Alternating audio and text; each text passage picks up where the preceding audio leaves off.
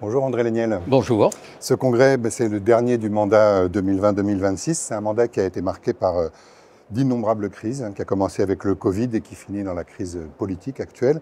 Quel regard portez-vous sur le rôle qu'ont tenu les maires pendant ce mandat hors du commun? C'est effectivement un mandat, malheureusement, au sens négatif du terme, extraordinaire. Il a commencé par le confinement et il se termine dans la confusion.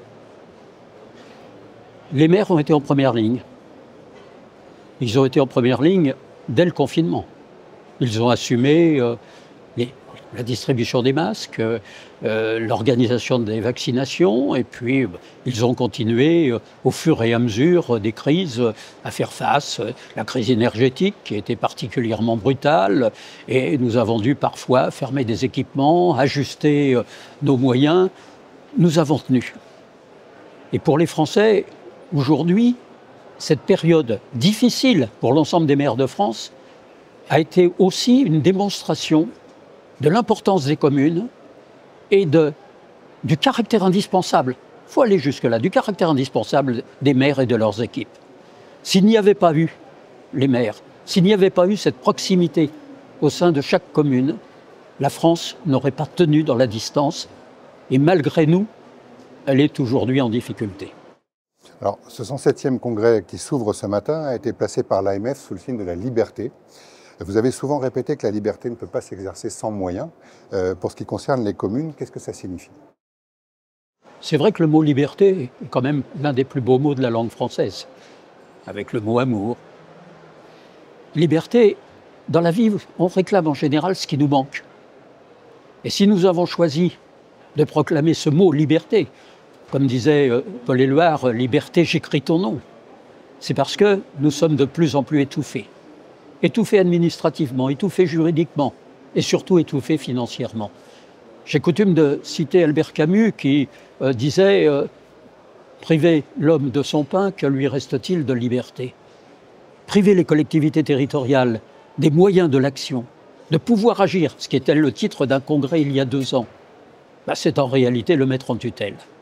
Et donc aujourd'hui, nous subissons la tutelle financière. Nous sommes étouffés. Et nous le sommes année après année. Ça s'accumule, ça s'ajoute, ça s'additionne. Et nous arrivons à un moment où la respiration nous manque, où nous sommes en autofinancement négatif, comme disent les spécialistes financiers, c'est-à-dire dans l'incapacité d'investir dans la durée et, pour certains, dans la nécessité de baisser le niveau de service public à la population. C'est une situation inacceptable. Alors, on sait que le Premier ministre a parlé d'un mouvement de décentralisation. Il va proposer un projet de loi sur ce sujet dans les semaines qui viennent. Mais ce mouvement de décentralisation s'accompagne de nouvelles ponctions sur les budgets communaux, justement. Est-ce que pour vous, cela peut faire douter de la sincérité de cette volonté décentralisatrice? Ça fait totalement douter. Comment peut-on nous dire d'un côté on va vous faire une loi de liberté et dans le même temps accélérer l'étouffement auquel nous sommes soumis?